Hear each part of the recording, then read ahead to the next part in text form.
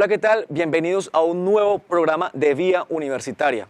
En esta ocasión nos hemos salido de nuestro escenario habitual, como lo son las calles de Neiva, para adentrarnos a este estudio y hablar de una temática relevante, importante para nuestra sociedad, como lo es la violencia de género. Para ello, hemos invitado a dos mujeres conocedoras del tema. Ellas son Olga Lucía López, del Consejo Comunitario de Mujeres, y Erika Tinoco Rivera, de la Casa de la Memoria Quipu Huasi.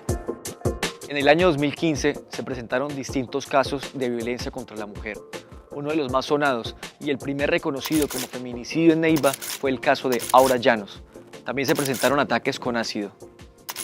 Son 1018 mujeres que han sido víctimas de violencia de género.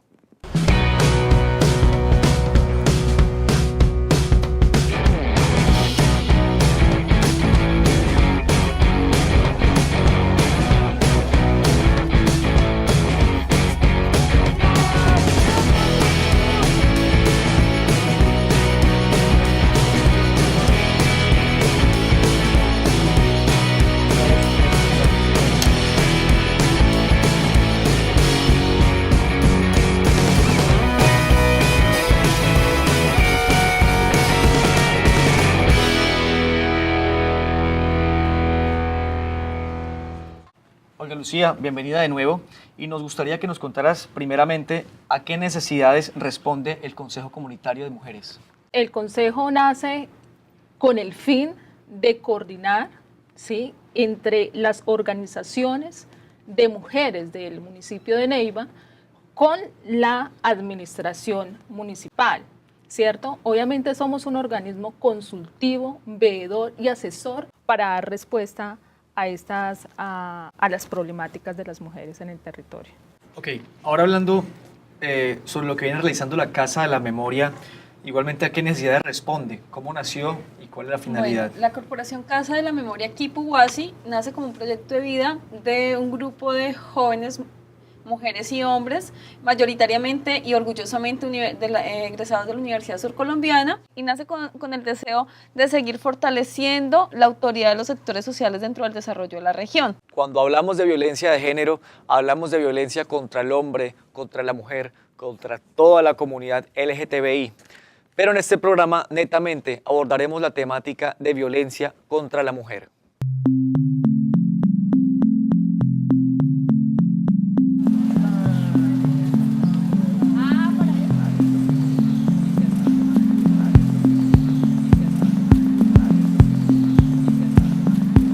Cuando nosotros hablamos de género, estamos aludiendo a una construcción cultural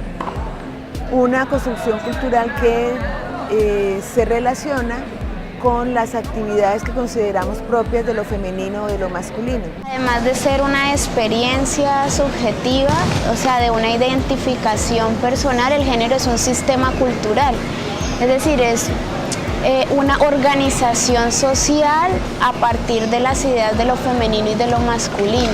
Género es una construcción social con respecto a lo que cada sociedad considera que es lo femenino o lo masculino en ella.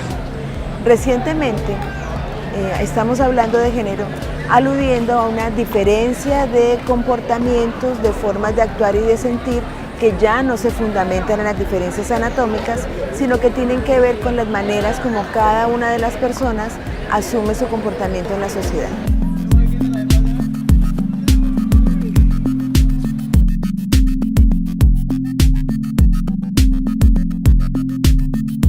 La violencia la podemos definir como toda acción u omisión que nosotros ejercemos en las relaciones cotidianas y que tiene como resultado la vulneración de los derechos de las otras personas.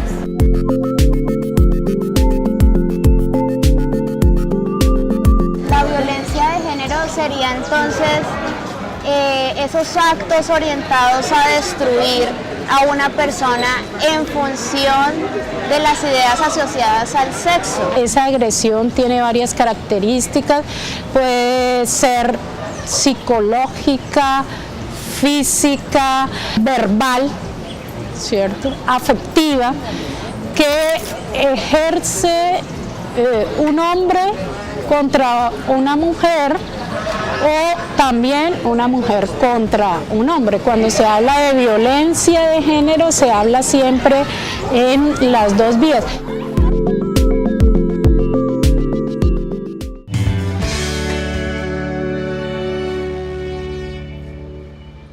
Todos los casos de violencia contra la mujer son reprochables, ¿cierto? Pero digamos, ¿cuál es el más recurrente, el que tiene más índice y cuál es el que más daño precisamente le causa a la mujer? Cuéntanos un poquito de eso.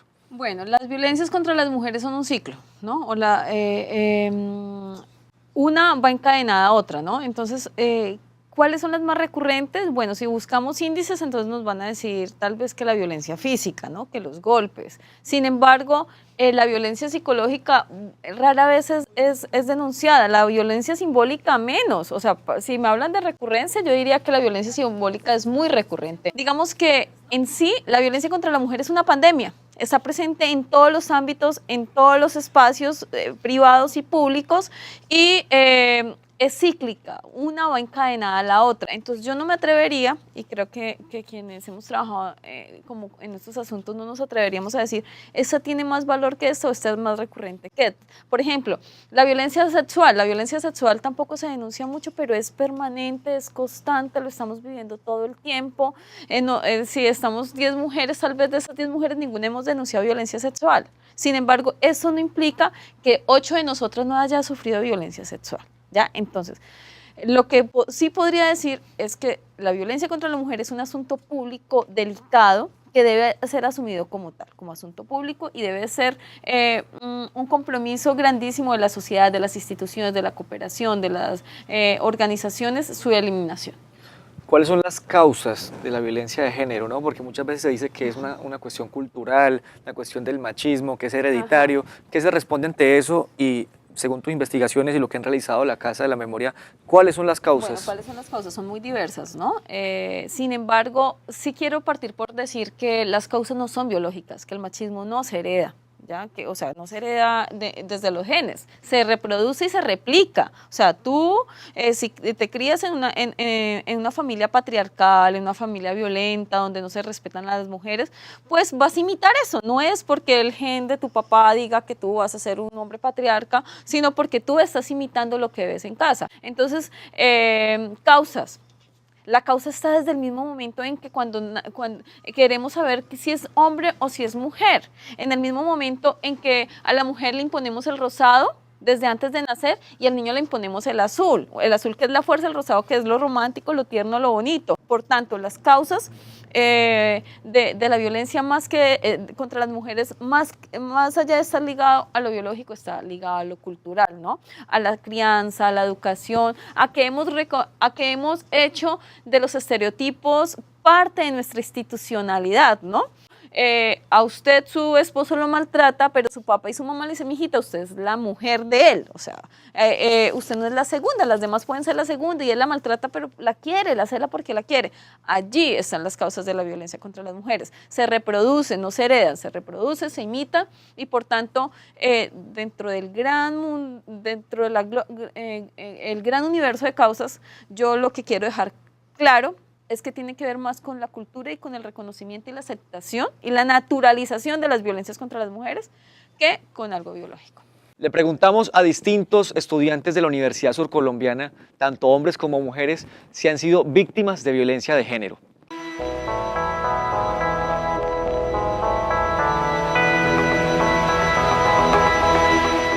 Nunca he sufrido de maltrato hacia la mujer, pero sí lo he visto y creo que una gran medida sería que los niños desde jóvenes empezaran por sus casas a respetar a las mujeres. Actualmente no he sufrido de ninguna violencia de género, pero sí he conocido casos de algunas personas que pues, han sufrido de este tipo de maltrato o rechazo por ser hombre, ser mujer o tener otra identidad sexual.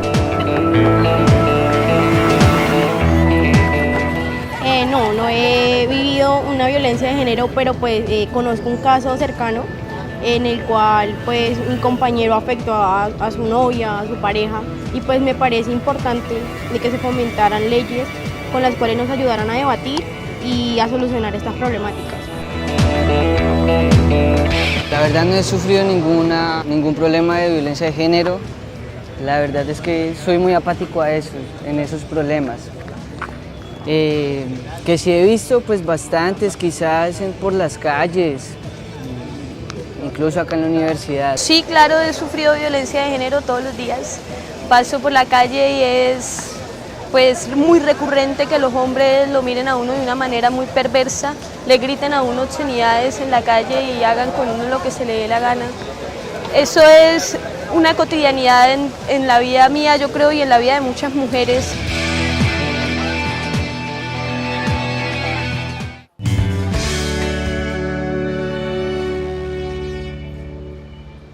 Ok, ¿cómo se identifica la violencia de género, no? Porque todavía aún hay silencio por parte de mujeres que precisamente no quieren evidenciar esto. ¿Cómo se identifica la violencia? Se evidencia tanto en el ámbito público como en el privado. ¿Sí? En el ámbito público, las mujeres estamos expuestas en todo momento a todo tipo de violencia, desde los piropos, ¿cierto? Desde las miradas morbosas, que esto es violencia contra las mujeres. Según un estudio, ¿cierto? A nivel nacional, las mujeres en su hogar, en el ámbito privado, que es allí en el interior de sus hogares, de sus familias, es donde más se identifica la violencia, y el lugar más inseguro para las mujeres se ha convertido en este momento en la parte privada, ¿cierto? Entonces hay que partir de algo muy importante, y es identificar cuáles son los tipos de violencia, ¿cierto? La violencia psicológica, la violencia sexual, la violencia patrimonial, la violencia psicológica, ¿cierto? El Consejo pues, Comunitario de Mujeres en este momento atendemos casos de violencia. Nosotros tenemos allí en el centro, en el centro comercial Los Comuneros, tenemos una oficina donde todos los días atendemos casos de mujeres víctimas de violencia. Damos asesoría psicológica, asesoría jurídica, ¿cierto? Sí. Y de las leyes que obviamente apoyan a esa ley macro, que es la 1257 del 2008, como la 1761 del 2015, que es la ley de feminicidio, ¿sí? Asesoría en cuanto a la ley 1773 del 2015 sobre la ley de ácido, ¿cierto? De Natalia Ponce, ¿cierto? Entonces, a través de esto nosotros estamos capacitando a las mujeres, dándole asesoría para que ellas mismas identifiquen la violencia, y no solamente esto, sino que ellas se empoderen, ¿sí? De decir no más, ¿cierto? Hay una ley que nos protege, hay unas herramientas de que debemos de exigir frente a la institucionalidad y las instituciones que tienen que ver en cuanto a la ruta de atención a las mujeres víctimas de violencia. La idea es, en este momento, es que las mujeres pierdan el miedo, ¿sí? Cuando no tenemos conocimiento frente a algo, obviamente el agresor influye sobre uno, ¿cierto? Y influye en qué manera, en que ellos tienen el poder, pero cuando uno se empodera de que hay unas leyes, de que hay unos argumentos, de que hay una ley que me protege, de que hay unas instituciones, de que la misma comunidad es un factor importante de denunciar estos casos, ¿cierto? Entonces también se convierte como en un factor importante para identificar y obviamente para empoderar a las mujeres para que no sigamos aceptando ningún tipo de violencia. Yo quisiera agregar solo una cosa frente a la identificación. Nos han enseñado a naturalizar la violencia, es muy difícil que la identifiquemos. La identificación debe partir por reconocer, uno, que absolutamente nada justifica ningún tipo de violencia. Dos, que tenemos derecho a una vida libre de miedos y violencias. O sea, que no es que ellos nos los quieran dar o que la sociedad nos lo va a dar, no, que somos sujetas de derecho, y uno de esos derechos es el derecho a tener una vida libre de miedos y violencias. Tres, hay que desnaturalizar las violencias, o sea, para poder identificarlas, para que nuestras niñas crezcan en una sociedad distinta, para que no se siga reproduciendo esto, hay que parar esto, hay que desnaturalizar. Yo no puedo creer que mi papá le alce la voz a mi mamá es natural. El llamado es cómo avanzar para que las mujeres logren identificarlo. Ahí está el kit. ¿Cómo avanzar para que se genere la identificación y se evite y se rompan los ciclos de violencia. Entonces la invitación es un poco aportémosle a la desnaturalización de la violencia para lograr que las mujeres la identifiquemos de manera temprana y cuando aún podemos romper el ciclo de violencia. Ustedes comentaban ahorita algo sobre el papel, digamos, del agresor, ¿no? Digamos, hablemos sobre el patrón de conducta de este tipo, digamos, de personas, ¿no? Que efectivamente agreden o lamentablemente agreden a las mujeres. Es un poquito el patrón de conducta de las personas que ejercen violencia contra la mujer. Bueno, el patrón de conducta de los agresores no es, digámoslo así, no es tan visible, ¿sí? Obviamente se ha ido analizando, digámoslo así, se ha analizado de que esas personas que tienen estos comportamientos en público son personas que pueden ser muy amables, pueden ser personas que tienen una relación, ¿sí?, muy buena en la parte pública, ¿cierto? Pero ya en la parte, como lo decía anteriormente, en la parte privada ya es otra cosa. Entonces, pues decir de que cuál es la conducta del agresor, obviamente en lo público puede ser muy normal, puede ser muy sutil, pero realmente ya en la parte privada es totalmente diferente. ¿Tienes algo para aportar, Erika, antes? Sí, en cuanto a cuál es el patrón del victimario, ¿no? A diferencia de otros delitos, pues este delito está naturalizado, o sea, un ladrón de banco es rechazado socialmente y entonces se hacen unos patrones muy restringidos, aun cuando eso no implica que no exista, que hay quienes se salen de esos patrones. Pero para el caso de las violencias contra las mujeres, pues hay que decir, uno, que son mayoritariamente los hombres. Aunque mayoritariamente, y eso lo quiero dejar bien claro, las mujeres somos las víctimas, también hay hombres víctimas de la violencia de género, no de la violencia contra la mujer, pero sí de la violencia de género, porque esos estereotipos también marcan de manera negativa la vida de los hombres. Hacer un patrón del victimario es muy complicado. Lo que sí está claro es que desafortunadamente estamos en una sociedad que nos ha enseñado no a los hombres a respetar a las mujeres, sino a las mujeres a defenderse, a protegerse, a prevenir que las violente. Que hay que desmitificar varias cosas en ese sentido frente al victimario. Uno, que es persona extraña. No es persona extraña. Mayoritariamente los casos de violencias contra las mujeres se dan en el escenario de lo privado.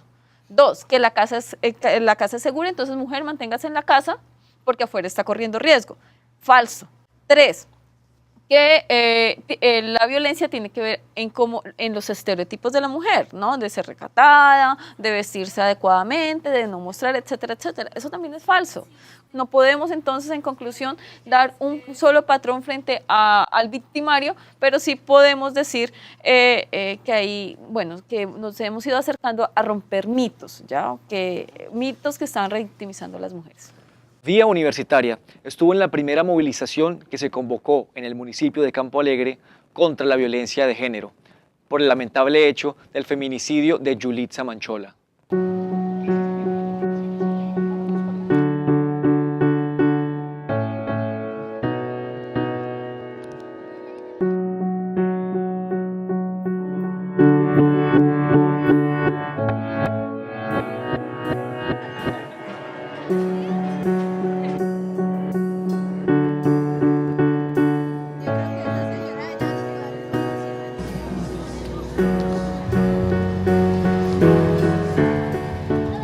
Hoy estamos en contra de este homicidio a esta joven víctima del conflicto armado, donde le estamos diciendo a todos estos entes y a todas estas clases de personas que hacen tanto daño a la mujer que no lo vamos a permitir más, que las mujeres nos hemos unido, que los sectores hoy estamos marchando todos unidos en contra de este homicidio.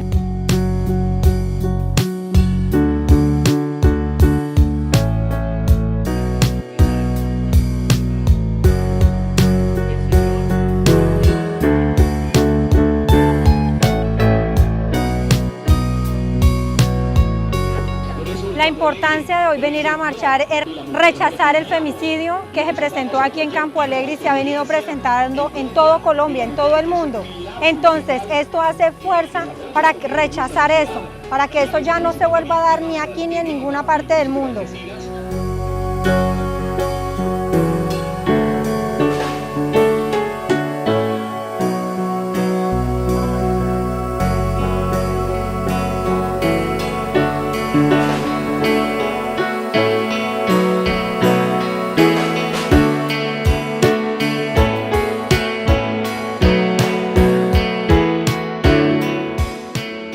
Vamos a seguir en todos los rincones del departamento y hoy iniciamos en Campo Alegre, rechazando este homicidio a esta joven, donde no queremos estar más calladas las mujeres, donde queremos decirle al mundo entero que las mujeres unidas podemos lograr muchos y defender muchos derechos de nosotros que han sido vulnerados.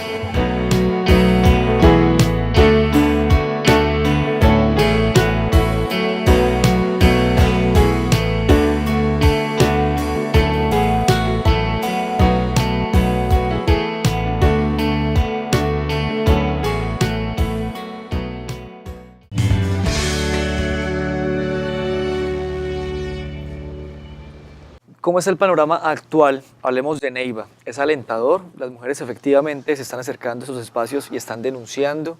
¿Cuál es el panorama actual en ese sentido? Olga, Bueno, por ejemplo, desde el Consejo de Mujeres. El panorama actual de la violencia de género en el municipio todavía nos falta mucho, aunque las organizaciones sociales de mujeres, las organizaciones de base, seguimos en resistencia, se siguen en esas manifestaciones, ¿cierto? Entonces, todavía nos falta muchísimo de empoderar a las mujeres. Hace poco vimos, en estos últimos 4 meses, hemos visto unos casos de violencia alarmantes, ¿sí? No solamente en Neiva, sino en el departamento del Huila, y son esas cifras de feminicidio. En menos de 4 meses ya hemos tenido, ya se han tenido en el departamento del Huila 3 mujeres, ¿cierto? Muertas por estos casos, ¿sí? Y la niña quemada con ácido en la Comuna 8, ¿cierto? Todavía nos falta trabajar y hacer más incidencia, sobre todo pues en las campañas, digámoslo así, de prevención y obviamente de sanción de todo tipo de violencia. Y pues ahí es donde donde el Consejo Comunitario de Mujeres también hace un llamado, porque todavía las mujeres tienen miedo de denunciar, todavía las mujeres tienen miedo de salir, todavía las mujeres tienen miedo de dejar a su victimario. Y pues el Huila en este momento a nivel nacional es el tercero. O sea, estamos en una cifra de que alarmantes de violencia de género en el departamento del Huila. Y esto a nosotros estamos en alarma naranja. Todos los días, como lo digo, nos llegan casos a la oficina, al Consejo Comunitario de Mujeres, ¿cierto? El cual nosotros reportamos estos casos a la Secretaría de la Mujer y activamos la ruta de atención a las mujeres víctimas de violencia. Pero, ¿qué se está haciendo desde la institucionalidad? ¿Qué se está haciendo? Estos trámites se están quedando realmente en el papel y las mujeres dejan de desistir en la demanda y dicen, pero ¿cómo así? Si es que yo llego a denunciar y llego con todas las ganas, ¿cierto?, a que el victimario no se me acerque, pero realmente no se hace efectiva y real esas demandas. Erika, ¿qué está pasando en ese sentido?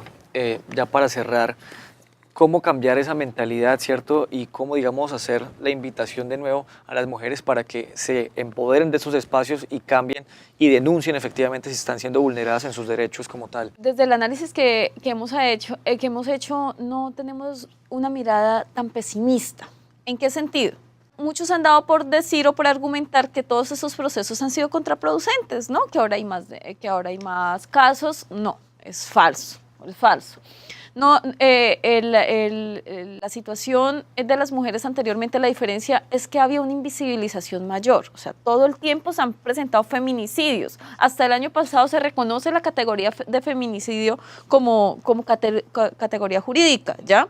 Claro, todavía nos falta mucho por avanzar, pero 2, el lenguaje ha cambiado, se viene reconociendo y se viene preocupando, los medios aumentan su preocupación. Miren, que estemos acá sentados, es un índice de eso y eso nos parece muy positivo. Con lo que nos duela, lo que pasa es que ahora nos duele más porque lo estamos escuchando todos los días. Antes pareciera que no existiera porque no lo veíamos, pero ahora lo estamos viendo, hemos logrado visibilizarlo. Ahora, eso por un lado. Dos, lo que sí, aunque se han dado avances, no han sido significativos, es el tema de la institucionalidad. ¿Ya? Entonces no tenemos una institucionalidad coherente a la realidad. Las mujeres, listo, las mujeres van avanzando en reconocer sus derechos, pero eso no les quita el miedo.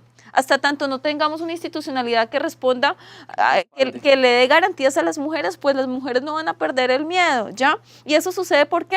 Porque hemos avanzado en legislación. Lo que necesitamos es avanzar hacia género en el desarrollo, o sea, que haya una institucionalización de lo que significa la percepción de género, que se asuma el género como una categoría de análisis permanente dentro de las instituciones, o sea, que no se trata de dejarle el pedacito chiquito a las mujeres, sino de pensar siempre desde un lente violeta, o sea, desde la situación, de pensar el desarrollo del departamento, pensar el desarrollo de la región desde un lente violeta, desde la situación de las mujeres, eso, y por último, el tema del llamado, ¿no? Entonces, es decirles a las mujeres que no está perdido, que al contrario hemos ido avanzando, que rompamos el miedo, que las instituciones se deben a nuestros derechos, que son garantes de nuestros derechos.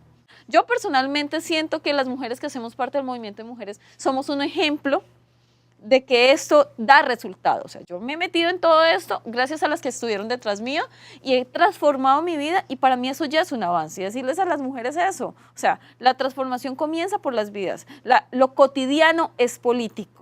La equidad de género se logra desde la casa. Hay un lema feminista que es democracia en la cama, en la casa y en la plaza, ¿ya? O sea, hay que tener una coherencia entre los tres, en todos los escenarios, y esa es la invitación a todos y a todas, a crear equidad de género en todos los espacios y en todos los momentos de la vida. Lo cotidiano es político. Muchas gracias, Olga, muchas gracias, Erika, por atender el llamado. Y así nos despedimos de este programa de Vía Universitaria sobre violencia de género. Muchísimas gracias a ustedes. Muchas gracias. Bienvenida siempre.